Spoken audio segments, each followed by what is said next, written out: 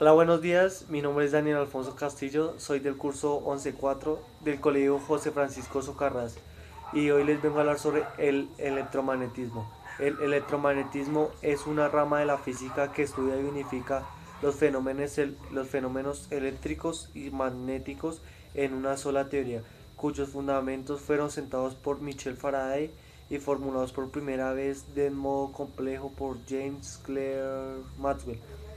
La formulación consiste en cuatro ecuaciones vectoriales que relacionan el campo eléctrico, el campo magnético y sus respectivas fuentes materiales, corriente eléctrica, polarización eléctrica y polarización magnética, conocidas como ecuaciones de Maxwell. El electromagnetismo es una teoría de campos, es decir, las explicaciones y predicciones que proveen se basan en magnitudes físicas vectoriales o tensoriales, dependientes de la posición en el espacio y del tiempo. El electromagnetismo describe fenómenos físicos macroscópicos en los cuales intervienen cargas eléctricas en reposo y en movimiento, usando para ello campos eléctricos y magnéticos sobre las sustancias sólidas, líquidas y gaseosas. Por ser una teoría macroscópica, es decir, aplicable solo a un número muy grande de partículas y a distancias grandes. Respecto a las dimensiones de estas, el electromagnetismo no describe los fenómenos atómicos y moleculares, y para los que es necesario usar la mecánica cuántica. El electromagnetismo es considerado como una de las cuatro fuerzas fundamentales del universo actualmente conocido. Buenos días, mi nombre es Juan David Forero. Venimos a presentarle el tema de electromagnetismo y yo les voy a explicar el subtema de electrostática. Cuando hablamos de electrostática nos referimos a los fenómenos que ocurren debido a una propiedad intrínseca y discreta de la materia. La carga cuando es estacionaria o no depende del tiempo. La unidad de carga elemental, es decir, la pequeña observable, es la carga que tiene el electrón. Se dice que un cuerpo está cargado eléctricamente cuando tiene exceso, no falta de electrones en los átomos que los componen. Por definición, el defecto de electrones se la denomina carga positiva y al exceso carga negativa. La relación entre los dos tipos de carga es de atracción cuando son diferentes y de repulsión cuando son iguales. La carga elemental es una unidad muy pequeña para cálculos prácticos. Por eso en el sistema internacional la unidad de carga eléctrica, el coulombio, se defiende como la cantidad de carga transportada en un segundo por corriente de un amperio de intensidad de corriente eléctrica. Esta ecuación equivale a la carga de 6,25 por 10 a la 18 electrones. El movimiento de electrones por un conductor se denomina corriente eléctrica y la cantidad de carga eléctrica que pasan por unidad de tiempo se define como la intensidad de corriente. Se pueden introducir más conceptos como el de diferencia de potencial o el de resistencia que nos conducirán ineludiblemente al área de circuitos eléctricos.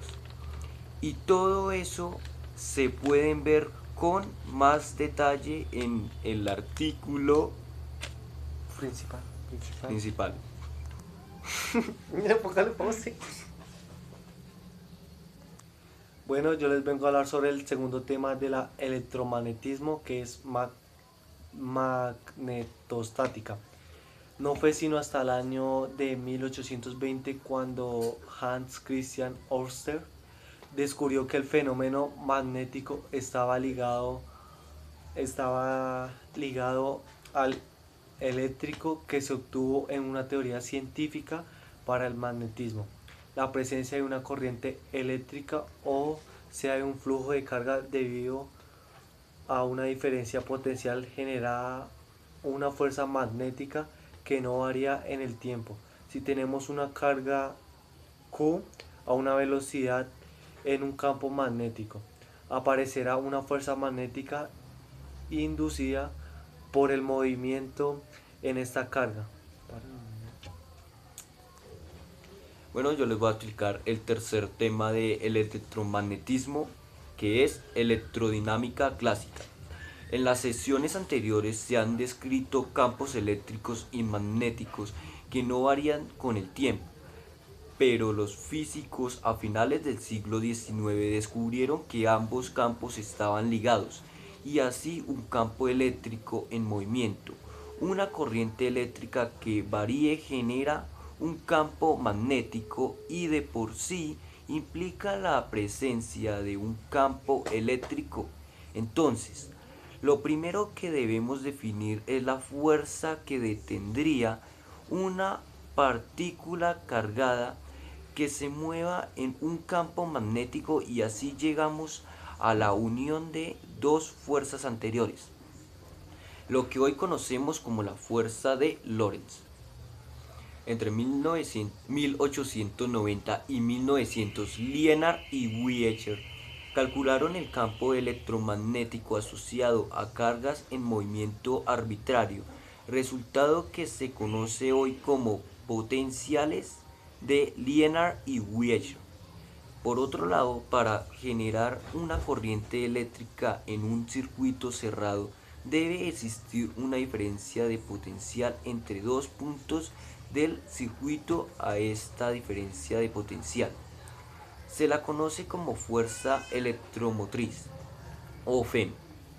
Esta fuerza electromotriz es proporcional a la rapidez con que el flujo magnético varía en el tiempo. Esta ley fue encontrada por Michel Faraday y es la interpretación de la inducción electromagnética. Así, un campo magnético que varía en el tiempo induce a un campo eléctrico a una fuerza electromotriz.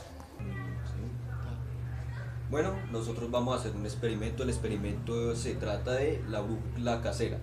Bueno, para hacer la brújula casera necesitamos un recipiente con agua, una tapa de botella, un imán y una aguja. Y bueno, acá ya tenemos los elementos: el imán, la aguja, la tapa de botella y el recipiente con agua. Ahora cogemos la aguja y en un extremo la magnetizamos, la raspamos con un imán para que se atraiga por los polos de la Tierra, ya que los polos de la Tierra contiene, bueno, el norte contiene más campo magnético que el del sur. Entonces la aguja lo que hará es buscar el campo magnético del norte. Entonces, al ponerlo en un vamos a atravesar la tapa de botella con la aguja. Y bueno, al ponerlo en un recipiente al ponerlo en un recipiente y al flotar, entonces la aguja lo que hará es buscar el norte, como se mostrará ahorita. ¿Cómo es eso, amigo? Así es. Ya, listo. Vale. Bueno, entonces, acá busca al norte. Ella se balanceará de un lado al otro hasta que encuentre el equilibrio. Cuando lo encuentre es porque ya encontró el norte y porque bueno